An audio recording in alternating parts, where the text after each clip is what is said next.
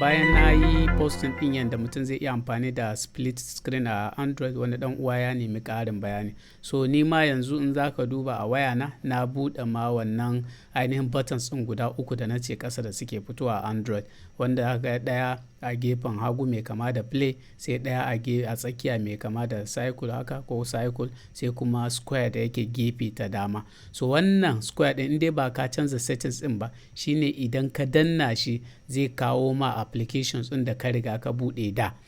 So in ba ka canza ba kana danna shi zai kawo ma. So alal misali a ce ka danna shi ya zo ma da applications ɗin da duk ka bubbuɗe su. A ta sama nan inda za ga ina nuna da pointer haka, nan saman shine wannan inda za ka danna ya zo ma da menu ɗin da za ka iya shiga split screen. So kowane application za ka ga wani yana nunawa. Idan ma ba ka da wannan ɗin, zan yi wani video wanda zai nuna idan ba ka da wannan icon ɗin in bai fito ma.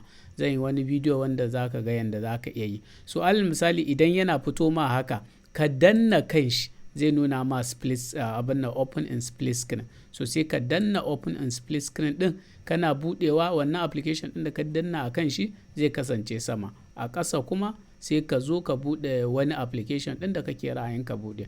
Alal misali kana ra'ayin ka buɗe WhatsApp ne, sai ka zo nan kamar yanzu in clicking WhatsApp. In nayi clicking za ka ga yanzu WhatsApp ya buɗe a ƙasa, a sama akwai wannan keep note ɗin. Sannan a tsakiya akwai ɗigo guda uku wanda zan iya amfani da su. Idan ka danna kan wannan ɗigon ka ja sama, WhatsApp zai buɗe gaba ɗaya. Idan kuma na ja ƙasa ne, wancan keep note ɗin da yake sama zai buɗe gaba ɗaya. Saboda idan ka ƙara amfani da split screen ɗin, kana so wataƙila ka buɗe screen ɗinka ka ci gaba da aikinka. So abin da za a iya yi kenan domin ka yi amfani da split screen ɗin. Waɗanda suke da tsohuwar waya ko kuma a'a wanda watakila bai samu ganin inda split screen ɗin yake ba, zan sake wani video wanda mutum zai iya installing ɗin wani application domin ya yi amfani da split screen. So insha Allah ina fatan Allah ya sa ya amfani mu gaba ɗaya.